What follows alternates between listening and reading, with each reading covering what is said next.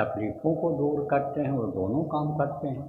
और जो अवतारिक शक्तियाँ आती हैं वो केवल बाहर से ही सुधार कर देती हैं, व्यवस्था बना देती हैं कि सबको दोनों समय भोजन मिलने लग जाए, तन ढकने के लिए कपड़ा हो जाए, मकान हो जाए, लोग कमाने खाने लगें, कोई किसी के काम में बाधा न डाले, सब धार्मिक हो जाएं, ईश्वरवादी हो जाएं, लेकिन वो आत्मा का कल्याण नहीं कर सकते।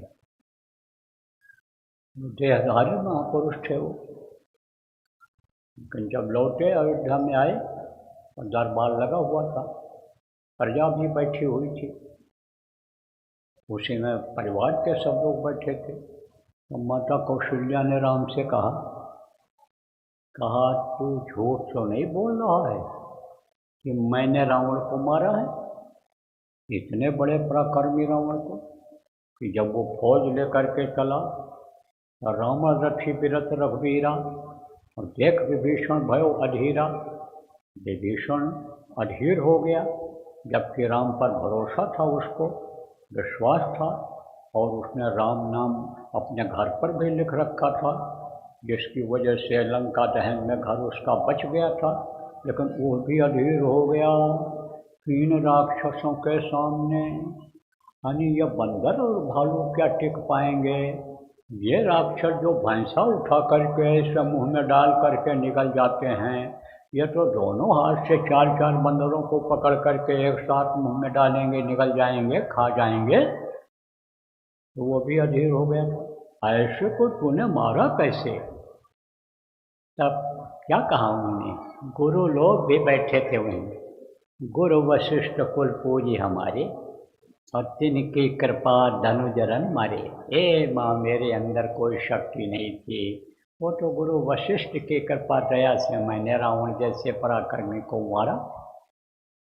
मैं आपको सुना रहा था कि वो राजा लोग जो थे वो बड़े ही धार्मिक और अच्छे विचार वाले हुआ करते थे। तो उस राज्य में गरीबी थी, तो राजा ने बाजार लगवाया, बाजार लगवाते रहते थे। लेकिन उस राज्य का, उस बाजार का यह नियम बना दिया कि जिसके पास पैसा हो दे करके सामान ले जाए, और जिसके पास नहीं पैसा है और ज़रूरत है तो एक सामान किसी भी एक दुकान से कोई फ्री ले सकता है। तो एक बुढ़िया गई, एक तरफ से देखती हुई चली गई, कोई सामान उसने नहीं उठाया। जब बाहर निकलने लगी कि चौकीदार खड़ा हुआ था, तो उसने कहा, माता तू भी कुछ ले ले, तू खाली क्यों जा रही है? मैंने तो आज तक किसी को इस बाजार से खाली हाथ जाते देखा ही नहीं। ले ले ले ले, तेरे पास पैसा नहीं है तो तू भी कुछ ले ले माता, एक सामान फ्री मिलता है यहाँ, किसी भी दुकान से ले ले, एक चीज़ मिल जाएगी तुझको। तब बुढ़िया ने कहा, ये बताओ ये बाजार किसने लगवाया है? सिपाही ने कहा, राजा साहब। कहाँ पर है राजा साहब? उनको दिखाओ हमको। सिपाही ले गया, पर्दा हटा दिया, राजा साहब बैठे हुए थे। कहा, हजूर ने बाजार लगवाया। तो बुढ़िया ने कहा कि फिर तो इन्हीं को हमको दे दो, इन्हीं को हमको दे दो।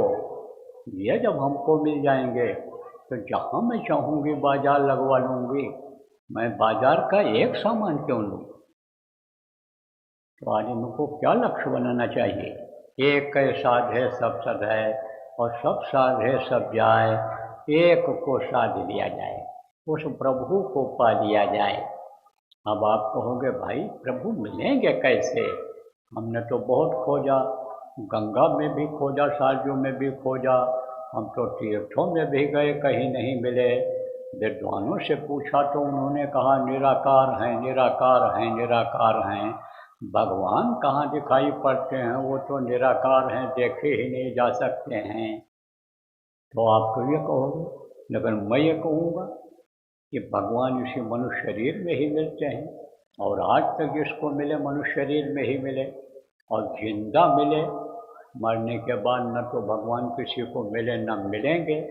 मरने के बाद तो हिसाब हो जाता है पूरी जिंदगी का, बचपन से लेकर के और बुढ़ापे तक जितनी भी अच्छाई और बुराई होती है उसका हिसाब उसी समय होता है। बहुत से लोग तो कहते हैं कि आँख बचा करके गलत काम कर लो, या कहीं कोई देख रहा है, लेकिन जिसको आप नहीं देख पा रहे हो वो सब देख रहा है। तो कहते हैं कि जस करनी तस भोग होता था, अब नरक जात फिर क्यों पछताता। तो नरक जाने का अगर कोई काम करेगा तो स्वर्ग नहीं भेजा जाएगा, नरक ही भेजा जाएगा। मार पड़ती है वहाँ, काटे जाते हैं, सड़ाए जाते, गलाए जाते हैं, तपाए जाते हैं। जब नरक की सज़ा पूरी हो जाती है, 42 प्रकार के छोटे बड़े मिलाकर के नरक हैं, कर्मों के अनुसार उसमें भेजा जाता है। जब वो सज़ा पूरी हो जाती है तब उनको 84 में लाया जाता है। 84 किसको कहते हैं? ये पेड़ पौधे, जीव जंतु, ये जितने भी हैं, पशु पक्षी मनुष्य, ये सब 84 लाख योनियों में आते हैं। 84 लाख योनियों में, हाँ एक दो हैं, उनमें भेजे जाते हैं। आसमान के पक्षी बना करके भेज दिए गए, उड़ते रहो आसमान में ही, भटकते रहो इधर उधर, जान बचाते फिरो। बिच्छू बना दिए गए, सांप बना दिए गए, जान बचाते फिरो। आप ये समझो इन योनियों में रहना पड़ता है। जल के जीव को जड़ में ही रहना पड़ेगा। मछली अगर बाहर निकल जाए तो जान चली जाएगी। उसको खाने वाले, हमला करने वाले वहीं तालाब के किनारे मौजूद रहते हैं। आप ये समझो कि ये जो कीड़े होते हैं उसमें गेंगटा हो, चाहे आप ये समझो केचुआ का यानी कछुआ हो, कछुआ जिसको कहते हो, वो बाहर निकलेंगे तो ऐसे लोग मारे, तो उनको उसी में रहना पड़ता है, तो डाल दिया जाता है। फिर उसके बाद वहाँ से छुटकारा मिलता है तो 9 महीने के लिए माँ के पेट में उल्टे लटका दिए जाते हैं, उल्टा लटकना पड़ता है। फिर वहाँ से जब छुटकारा मिलता है तब यानी समझो जब मनुष्य शरीर मिलता है। अभी तो कहा ना, कोटि जन्म जब भटका खाया, तब यह नर्तन दुर्लभ पाया। करोड़ों जन्मों में भटकने के बाद तब यह मनुष्य शरीर मिला है। कहा ना, 1,84,000 यानी 84 लाख योनियाँ में घूमने के बाद 1,84,000 भटक कर और पग में अटक्यो आए, अब की पासा न पड़ा तो फिर 84 जाए। पासा किसको कहते हैं? पासा खेलते थे पहले, युवा खेलते थे। यह पासा खेल करके ही तो महाभारत करवाए थे ये लोग। तो अब आप ये समझो बच्चियों और बच्चियों कि अब की बार दांव लग गया है आपका। बस थोड़ा सा इधर से उधर पैर रख दो। जैसे आप किसी दूसरे के खेत में खड़े हो तो मेड़ है बीच में, और एक पैर इधर से उठाओ और उधर रख दो मेड़ के, तो अपने खेत में आ गए कि नहीं आ गए? ऐसे ही ये जो दुनिया है, ये जो देश है, ये काल भगवान का देश है, दूसरे का देश है। वो जैसा आपको रख रहा है, चला रहा है, वैसे चल रहे हो। जैसे दुख दे रहा है, दुख झेल रहे हो। लेकिन इससे अगर निकलना चाहो, अपने देश अपने घर चले जाना चाहो, तो वो तो सुखों का संसार है, सुखों का सागर है। वहाँ तो दुख नाम की कोई चीज़ ही नहीं है, और रोना धोना वहाँ कुछ है ही नहीं। लेकिन यह कैसे होगा, संभव कैसे होगा? जब कोई मिलेगा जानकार, अपने घर का रास्ता बताएगा, इसी मनुष्य शरीर में भगवान के दर्शन का रास्ता बताएगा। जिसके लिए कबीर साहब को दर्शन जब हुआ तब उन्होंने कहा कि ज्यों तिल माही तेल है, ज्यों चकमक में आग, तेरा साईं तुझ में जान सके सो जान। जैसे चकमक में आग होती है, जैसे तिल में तेल होता है, बाहर से नहीं दिखाई पड़ता है। तेल को पेरोगे जब तब निकलेगा तिल का तेल बाहर, पता चलेगा। मेहंदी लगाती हैं बच्चियाँ इधर, तो उसका पत्ता कैसा होता है? लाल होता है, हरा होता है। जब पीसते हैं उसको तब लाली निकलती है। ऐसे ही घट घट मेरा साईं, घट घट में वो मालिक है। देखा? किसने देखा? मीरा ने देखा बच्चियों। आप जैसी ही थी, कोई सींग पूछ उनके अलग से नहीं जमा हुआ था। आप जैसी ही साधारण यानी समझो शरीर में थी। लेकिन उन्होंने देखा अंतर में, घट घट मेरा साइयाँ सोनी सेज न कोय, बलिहारी हुआ घट का क्या घट परगट होय। फकीरों ने भी कहा, फकीर ने भी कहा, क्या कहा, अल्लाह अल्लाह का मज़ा मुर्शिद के महखाने में है, और दोनों आलम की हकीकत एक पैमाने में है। ना खुदा मंदिर में देखा, ना खुदा मस्जिद में है। और शेख जिरिंदों से पूछो दिल की आशा है, इसी में वो मिलता है। आज तक जिसको मिला इसी में मिला। तो आप कहोगे भाई हमको कैसे मिलेगा? मिलेगा, लेकिन जब कोई रास्ता बताने वाला मिलेगा तब मिलेगा। तो वो जो रास्ता बताते हैं वो कौन गुरु होते हैं? गुरु तो सब एक जैसे ही होते हैं। गुरु का स्थान ऊंचा होता है। 5 दर्जा जो पढ़ाते हैं वो भी मास्टर जी कहलाते हैं, गुरु जी कहलाते हैं। और 10 पढ़ाते हैं वो भी गुरु जी कहलाते हैं। 16 पढ़ाते हैं वो भी गुरु जी कहलाते हैं। सब ज्ञान ही देते हैं, विद्या दान देते हैं। आप ये समझो विद्या गुरु ही वो लोग हुआ करते हैं।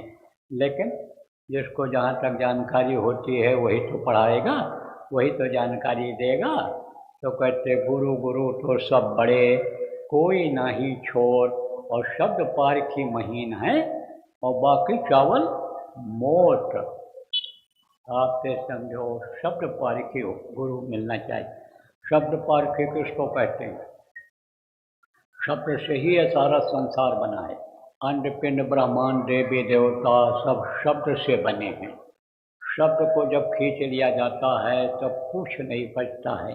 ये सब धरती ये जो है, ये पत्थर अनियोग्य धरती, ये सब कैसी हो जाती है?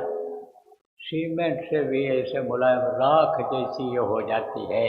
जल के जीव सब मर जाते हैं तड़प तड़प करके। जल का शोषण हो जाता है, पृथ्वी तत्व खत्म हो जाता है, आकाश तत्व खत्म हो जाता है, हवा खत्म हो जाती है। ये जो 33 करोड़ देवी हैं, 10 करोड़ शंभू हैं, ये देवता देवी, ये सब चटाई की तरह से सिमट जाते हैं। ऐसे चटाई की तरह शब्द के खेत में शब्द से ही जुड़े हुए हो। आपको नहीं पता है कहाँ से जुड़े हो, कौन सी शक्ति आपके शरीर को चला रही है, कौन सी शक्ति बोलवा रही है, कौन सी शक्ति हाथ पैर चला रही है, आपको पता नहीं। वो शब्द है।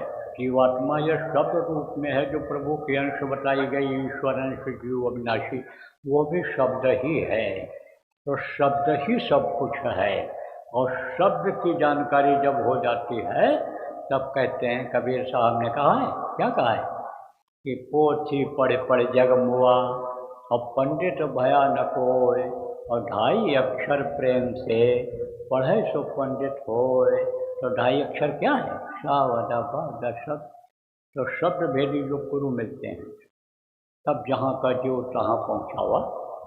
आप पहला गुरु पितवर माता, जो है रक्त बीज के दाता, दूसर गुरु भई वह दाई, गर्भवास की मैल छुड़ाई, तीसर गुरु ने नाम उचारा, गांव देश के लोग पुकारा, चौथा गुरु ने शिक्षा दीना, तब संसारी वस्तु चीना, 5वां गुरु ने दीक्षा दीना, राम कृष्ण का सुमिरन पीना, 6वां गुरु ने सब भ्रम तोड़ा, ओंकार से नाता जोड़ा, और 7वां गुरु सत शब्द लखावा, और यहाँ का जीव तहाँ पहुँचा हुआ। सतदेश की ये जीवात्मा है, सतपुरुष की ये अंश है, यह तब वहाँ पहुँच पाती है। और अगर ये उपाय नहीं कोई बताने वाला मिला तो लौट 84 आया। इसी 84 में आना पड़ता है, जहाँ का यह नियम है कि जो पेड़ फलता है झड़ता है, जो आग जलती है वो बुझती है, जो पैदा होता है वो मरता है। तो इसी भवसागर में जहाँ हंसते हो रोते हो, जहाँ रोज़ कमाते हो रोज़ खाते हो, रोज़ टट्टी पेशाब करके निकालने जाना पड़ता है, जहाँ पर आप यानी जन्मत मरद हो साधु, कोई जन्मते हो तकलीफ झेलते हो, मरते समय की तकलीफ झेलते हो, यही भवसागर। तो इससे तो पार होना है, आपकी बाहर निकल चलना है।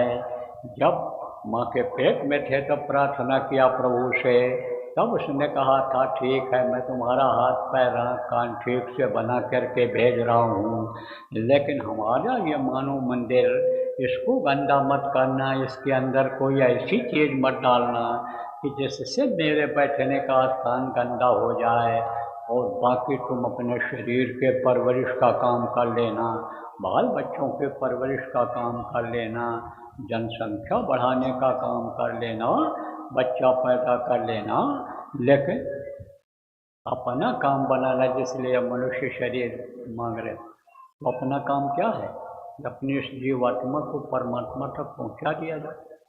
तो प्रेमियों, आप कुछ लोगों को वो रास्ता मिल गया है, वो नाम मिल गया है, जिसके लिए गोस्वामी जी ने कहा, कलयुग केवल नाम आधारा, सुमिर सुमिर नर उतरे पारा, कलयुग योग यज्ञ नहीं ज्ञाना, एक आधार नाम गुण गाना।